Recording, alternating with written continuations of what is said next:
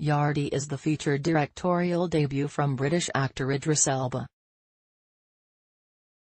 A period gangster drama set in Jamaica and England, the film is adapted from Victor Headley's best-selling crime novel. The music and cultural elements are striking.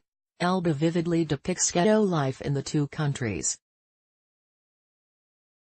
The faults lie in persistent narration, an uneven script, and a clumsy third act. Yardie will have your head bopping to the great reggae soundtrack, but unfortunately comes up short in many places.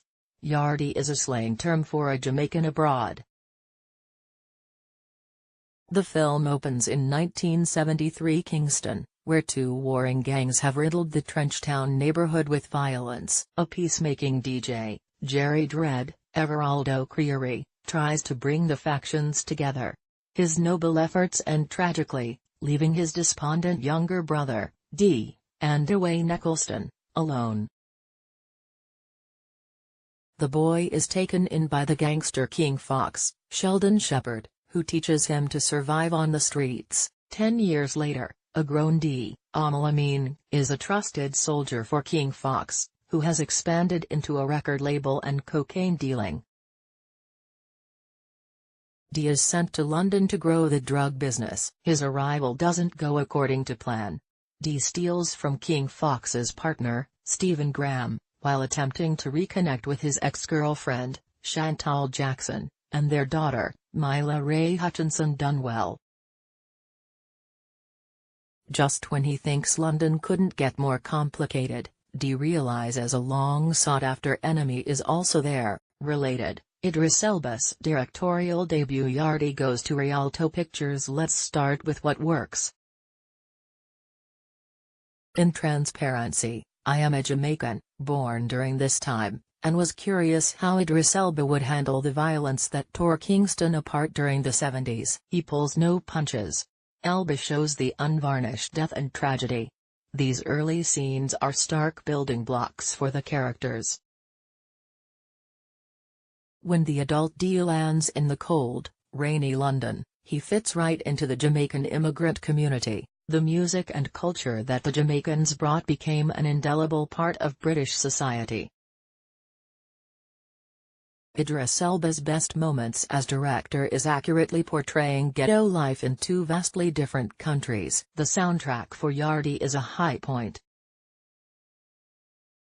From the roots reggae of the 70s, to the dancehall MCs of the 80s, the music in Yardie is essential to understanding the characters. Jamaican reggae music took the world by storm. The transcendent lyrics and beats were a window into the soul of the country and its people. D aspires to make music like his brother. A subplot has D taking this dream to London and the local dancehall clashes. Idris Elba is also a renowned DJ. He brings the infectious energy of the dancehall to the big screen. Yardie has non-stop voice-over narration. This is a sign of a weak script and becomes a crutch for the plot. D literally explains every major development from beginning to end. The constant droning kills the lead into the third act. By this point, the resolve is obvious and the characters are going through the motions.